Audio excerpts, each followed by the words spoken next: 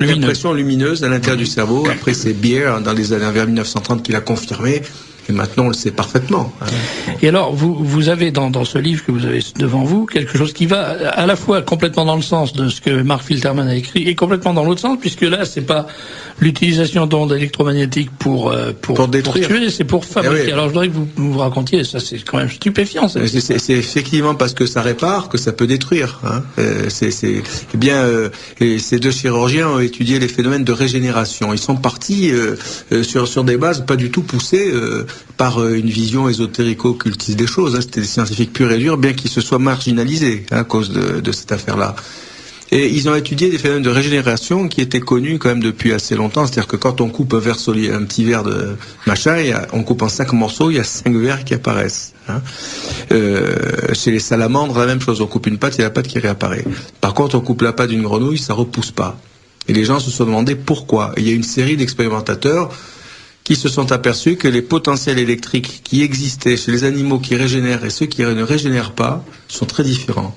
Alors là, attendez, François, si vous permettez, je voudrais appeler l'attention des auditeurs, parce que ce que vous allez dire, c'est ahurissant. Oui, c'est assez ahurissant, il faut le dire. Les animaux qui régénèrent, comme la salamandre ou le lézard dont la queue repousse, etc., ont un potentiel électrique particulier, qui est différent de celui des animaux qui ne régénèrent pas. Quand on ampute une de ces bêtes, sur le moyen d'amputation, on a un courant de lésion qui se négative un peu, c'est-à-dire qu'il devient moins positif, il remonte et il s'arrête.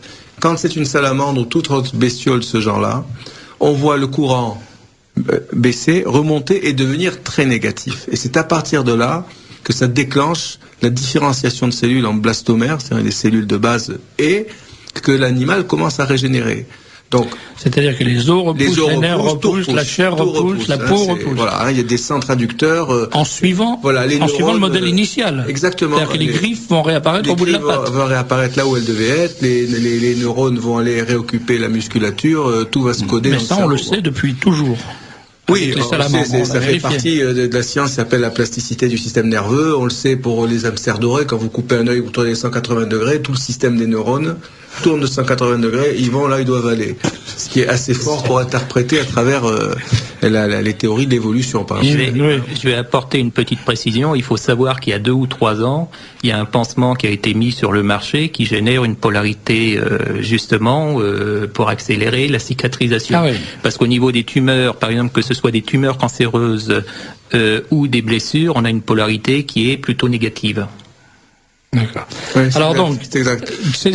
Mais les autres animaux qui ne sont ni la salamandre ni le ver de terre n'ont pas ce potentiel. Non. Donc l'idée des chercheurs, et avant même Baker et Marino, d'autres ont déjà eu cette idée. Alors le premier c'était des chercheurs, un Texan, un autre à Yale, un autre à Northwestern à Chicago, et il y en a un qui a commencé par titiller avec des épingles, un autre a trempé dans du sel. Tout ça c'était fait dans leur idée pour empêcher la cicatrisation, mais en fait ça a entraîné des polarités électriques qui ont fini par faire repousser partiellement des membres. Mais alors, l'expérience grandiose, c'est celle de Becker et Marino qui ont reconstitué un petit appareil électrique hyper simple. C'est hyper simple, il n'y a même pas d'électricité. C'est une pile faite par 2 bouts de fil différents, du cuivre et du nickel, un truc comme ça.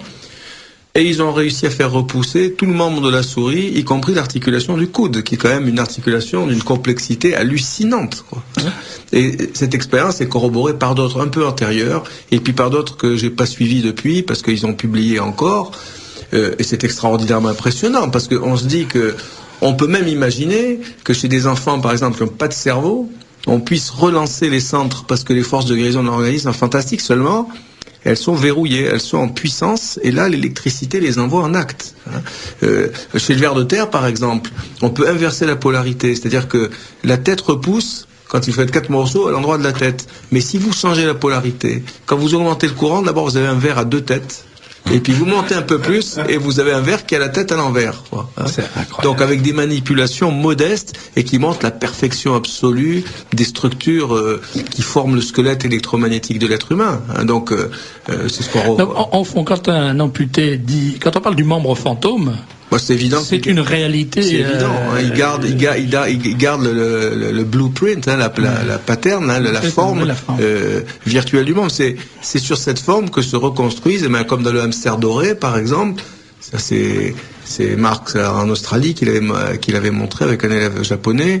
Et les neurones sont capables de se reconnaître dans le système nerveux, de savoir où ils doivent aller, et ils suivent des lignes de force. C'est comme les inducteurs dans les œufs, dans l'ovule fécondé, c'est hallucinant. Vous découpez un petit morceau, vous tournez de 180 degrés, tout le dispositif tourne instantanément. C'est hallucinant, le truc.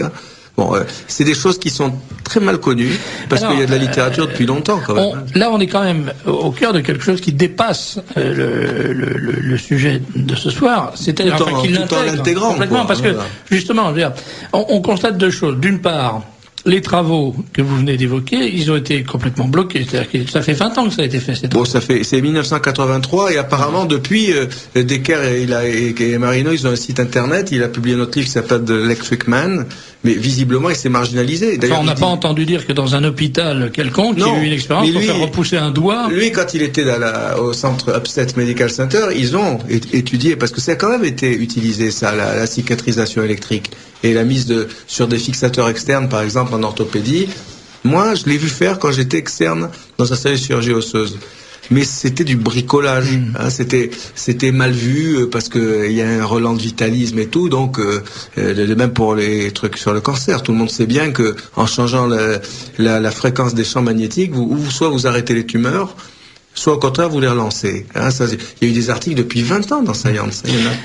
Et ça c'est pratiquement occulté. Et en revanche, alors il y a l'aspect que traite Mark Filterman, c'est que cette science, cette connaissance ou ce domaine de la recherche, il est alors utilisé s'il n'est pas utilisé pour guérir, il est largement utilisé pour tuer et pour à des fins militaires. Alors justement, en 93, c'était le 17 novembre 93, il y a eu une conférence à Los Alamos avec George Baker, également qui est un spécialiste de ce domaine-là, qui a fait une déclaration comme quoi les armes électromagnétiques avaient été utilisées, notamment sur la base de Brenham, contre des activistes.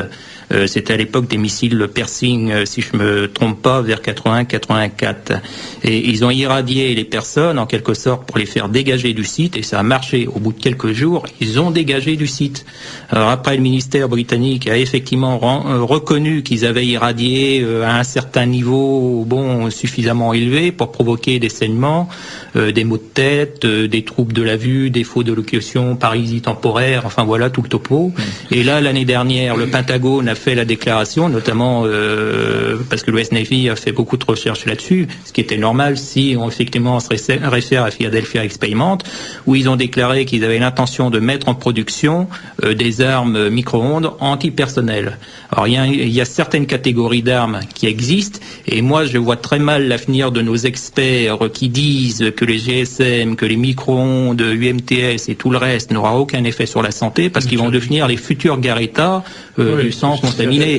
Parce que je ne sais pas comment ils vont faire pour se défendre avec les futures études qui vont arriver et les futures révélations de l'armée. Je ne sais pas du tout comment ils vont s'en sortir. Et déjà, on peut dire qu'il y a de très nombreuses études étudiant simplement la répartition des leucémies et des suicides par rapport aux lignes électriques. Et il y en a une qui a été faite dans le Middlesex il y a assez longtemps déjà, et qui, avec des groupes de contrôle très bien choisis, et qui montre au-delà de toute contestation possible, qu'il y a un coefficient statistique, le coefficient de personnes, qui est clair comme tout. C'est-à-dire qu'il y a plus de leucémie.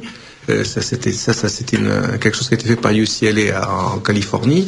Le long des lignes à haute tension, plus on s'éloigne, moins il y a de leucémie. C'est la même chose pour les radars dans l'armée. C'est une maladie professionnelle dans l'armée. C'est reconnu, c'est indemnisé comme tel.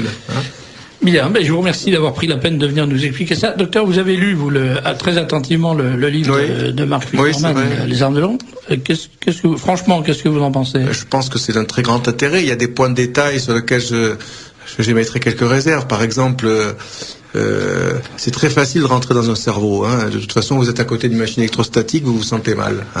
C'est évident. De même, on utilise facilement facilement. Il y a plusieurs publications qui traitent des dépressions nerveuses en envoyant des décharges électromagnétiques dans le cerveau, des décharges intelligentes, un peu comme les sismothérapies, qui sont un traitement remarquable. Mais par contre, il est donc très facile d'arroser une population avec une technologie qui est hyper simple. Fabriquer des champs électriques, c'est pas dur. Et ça change tout de suite les polarités de ces courants continus. C'est-à-dire qu'on est capable d'arrêter instantanément l'activité régulatrice générale sur l'humeur, etc. Donc si on l'arrête, eh ben, les gens deviennent tristes, angoissés. Les auteurs russes et japonais ont notamment montré, dans une russe très compétente qui a montré qu'il y avait 3 degrés de réponse dans la gravité qui finissait par arriver à des catastrophes hypothalamiques, c'est-à-dire le chef d'orchestre des glandes. Par contre, s'introduire chez un seul individu, ça me paraît hors de portée parce que quand même si des études secrètes, elles partent de bases qui sont pas secrètes. Après, on peut développer ce qu'on veut et c'est assez facile. Si c'était le cas, c'est-à-dire si on arrivait avec un rayonnement électromagnétique à diriger un influx sur une personne précise, etc., là, je crois qu'on passerait dans un domaine plus ésotérique. Oui, des orglomes avec la sorglonde. Qui peut être amplifié quand même par des moyens électromagnétiques, parce qu'ils ont fait des recherches au Stanford Research Institute, le laboratoire des sciences cognitives, et ils avaient recruté d'ailleurs des médiums. Et ces médiums-là, ils ont cherché également des moyens électroniques pour amplifier leurs possibilités. Là, on sort du domaine. J'ai récupéré 1 millier, j'ai ici un listing, et il y a sur ce listing 1 millier de dispositifs, 1 millier de références de dispositifs qui permettent d'interférer sur les métabolismes biologiques vivants. Et attention, parce qu'il y a un parlementaire l'autre fois à une conférence au Sénat qui me dit oui, mais monsieur, vous devez savoir que quand on est irradié, quand les militaires sont irradiés, c'est à fort niveau. Alors comme il a eu le malheur de me dire qu'il était en plus physicien, je lui ai dit attendez, vous devriez savoir puisque vous êtes physicien qu'il y a non seulement un effet de résonance en fréquence mais aussi en amplitude. C'est-à-dire que même on s'est rendu compte, et ça c'est l'université de l'Inde qui l'a découvert également, que plus on abaissait le niveau du champ électromagnétique, plus les effets de résonance pouvaient s'amplifier. Et pas forcément, par exemple, il y a des fréquences, à des fréquences de 20 Hz, ça va être telle puissance qui va fonctionner pour telle fréquence, la fréquence de 20 Hz, et à un autre endroit, dans un autre labo, ce sera une autre fréquence qui sera par exemple 30 Hz. C'est-à-dire que les expérimentations ne sont pas reproductibles à 100% parce qu'il y a un facteur qui n'est pas pris en compte par nos experts et nos laboratoires, c'est le facteur de résonance cyclotronique qui repose justement sur le champ géomagnétique terrestre, parce que le champ géomagnétique terrestre est différent à tous les endroits. Ce qui fait qu'on ne peut pas reproduire... Il y a cette expérience que vous évoquiez des deux chambres, la chambre blindée et la chambre non blindée. Et quand on met dans une chambre blindée... Ça c'est Weber, l'Institut Max Planck, qui montre comment ces champs électromagnétiques contrôlent, harmonisent les fonctions humaines. C'est-à-dire que l'homme, il se couche, il se lève, on sait que ça c'est des cycles unisolaires, il y a les règles de la femme qui sont branchées sur le cycle lunaire. Et la question, c'est de savoir comment ces donneurs de temps, on appelle ça Zeitgeber dans les sciences ou les biological clocks, comment ça marche. Visiblement, ça marche par des signaux extrêmement ténus qui sont difficiles à mettre en évidence, qui ont un côté un peu ésotérique. Parce que autant on peut voir changer la vitesse du vent ou la pression d'oxyde de carbone dans l'air, autant saisir des variations de quelques millièmes de Gauss et de phénomènes, c'est très très subtil. Donc les expérimentations doivent être sophistiquées. Donc cet Allemand, Rutger Werber, il a construit à l'Institut Max Planck 2 chambres, et avec des constantes de temps, de lumière, etc., dont l'une était simplement isolée et l'autre était blindée, contre les interférences des courants continus. Donc dans les 2 cas, on voyait s'établir un rythme circadien pour les gens qui étaient non blindés, c'est-à-dire que ça tournait sur 24 heures avec des déviations modestes. Pour les autres, ils se mettaient en free running, en libre cours, et à partir de là, les fonctions se désynchronisaient de plus en plus, c'est-à-dire que ça, vous pouvez le suivre sur des courbes informatiques, vous avez la température, le pouls, la pression, la sécrétion de cortisol, etc. Et au bout d'un moment, il n'y avait plus rien qui tenait, tout était en morceaux. Le plus extraordinaire, c'est qu'ils ont introduit dans la machine un générateur de champ magnétique qui pulsait à 10 Hz, qui est 10 X par seconde, qui est une constante universelle. C'est la constante de pulsation du champ terrestre dans le résonateur qui est constitué entre le sol de la Terre et l'ionosphère. Il y a des éclairs qui bondissent d'un côté à l'autre avec une variation de 10 Hz en prenant pour base la longueur d'onde de la Terre qui est de 1 Hz. Et à ce moment-là, on voit se rétablir les cycles à toute vitesse. C'est-à-dire que c'est la base, parce que l'appareil lui-même, il est très simple. Hein. Fabriquer des champs électromagnétiques, c'est la portée de n'importe qui. Hein. C'est-à-dire que dans cette pièce blindée dans laquelle le magnétisme ne circule plus du tout, parce que voilà, parce qu'il rentre plus. Il rentre pas. Un homme qui est là-dedans se déglingue complètement en peu de temps. On lui met. Et si on met une pile avec un petit bidouillage, ça remet les cycles en route. C'est équivalent aux huîtres là dont on avait parlé. Ah oui. On en aurait pour toute la nuit si on commence à évoquer tous ces sujets. Je vous remercie François Plantet d'être venu nous servir d'expert en quelque sorte. Merci Marc Filterman d'avoir fait ce bouquin qui est passionnant. Ça s'appelle Les armes de l'ombre. Les armes de l'ombre. Le sous-titre c'est Des tempêtes pas naturelles parce qu'il est aussi question de la guerre climatique que Brzezinski avait annoncé en disant nous avons les moyens de déclencher des tempêtes partout dans le monde. Il avait déclaré ça dans les années 70 et on sait ce qui s'est passé il y a peu de temps en France et en Europe. Donc ce livre est paru aux éditions Carnot. Les éditions Carnot, elles commencent à être bien connues parce qu'elles ont fait quelques bouquins qui font du bruit, mais j'en donne quand même l'adresse. C'est 10 quai Jean Mermoz. 10 quai Jean Mermoz, 78 400 à Chatou. Et puis, on peut joindre l'auteur sur son site internet qui est Filterman, FILTERMAN, ou @ si vous préférez, multimania.com. Ça, c'est votre adresse. Alors attendez, parce que là, apparemment, on a des problèmes de censure. Déjà, le livre, on a beaucoup de difficultés à le trouver. J'ai eu énormément de plaintes. Et même mon adresse... C'est pour ça qu'il faut s'adresser à l'éditeur. Mon adresse mail ne fonctionne plus, donc j'ai été obligé d'en prendre une autre, qui est Marc Filterman, le tout attaché, hein, en un mot, @hotmail.com. Alors Hotmail, HOTMAIL, et autrement j'ai un site internet qui est www.multimania.com/Filterman, où là on peut voir un certain nombre de révélations assez compromettantes, y compris dans la génétique. Merci beaucoup Marc Filterman. Les armes de l'ombre, édition Carnot. Merci docteur. Et encore susciter la passion des auditeurs. Ils veulent tous connaître votre adresse. On ne peut pas donner l'adresse d'un médecin à l'antenne. C'est interdit. Il faut dire qu'ils sont passionnants. Absolument passionnants.